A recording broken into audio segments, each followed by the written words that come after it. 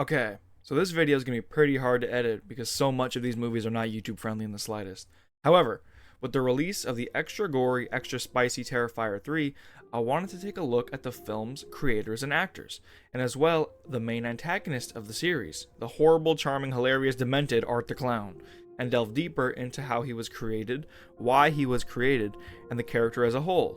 So sit back and let me walk you through the creation of Art the Clown.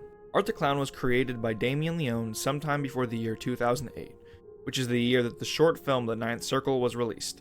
A short film which gave us our first look at our boy Art, who was originally played by Mike Gianelli, who would go on to play Art once more before a hiatus with the character that would see the reins be passed on to the current and more recognizable face of Art, David Howard Thornton. And while I believe that Mike did a pretty good job, something about David Howard Thornton's portrayal feels right.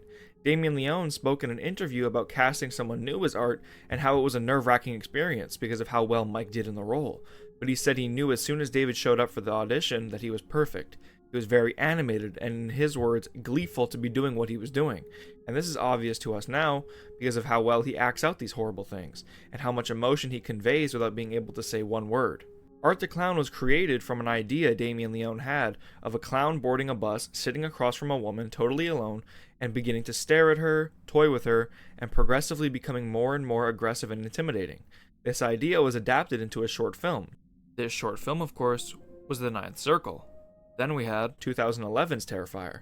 It shares the same name as the feature film, which would come out much later, and was, in the words of Damien Leone, a no-holds-barred, relentless 1970s grindhouse flick that was meant to feel like an intense roller coaster ride, and he also stated that that's how he came up with the name Terrifier. This short, however, was submitted to a multitude of film festivals and was rejected by them all. This prompted Damien Leone to put his project on YouTube, which caught the attention of Jesse Baggett, the would-be producer of All Hallows Eve, a horror anthology which blended the two short films, The Ninth Circle and the original Terrifier from 2011. Neither of these are seemingly connected to the current trilogy at all.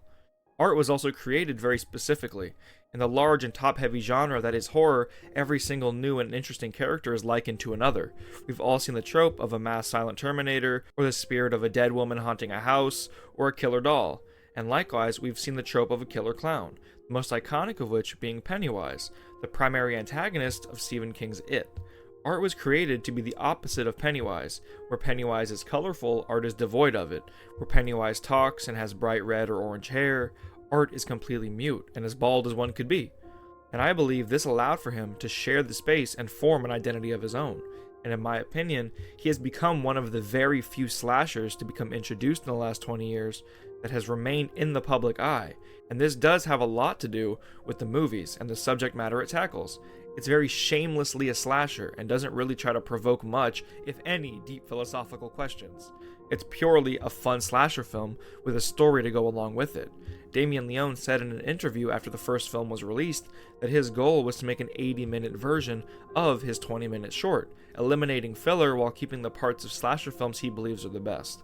And its intense and its increasing violence and how far they're willing to go has created controversy among moviegoers, with people throwing up and leaving the theater. I've even seen a video of someone passing out during the movie. This was done on purpose. Damien Leone said in an interview that with how many horror movies are out there, it wouldn't be exciting or unique enough to just get a shot of someone holding up a knife and a splatter of blood on the wall. This gets people talking and creates a cult following for the franchise, which is key in the genre.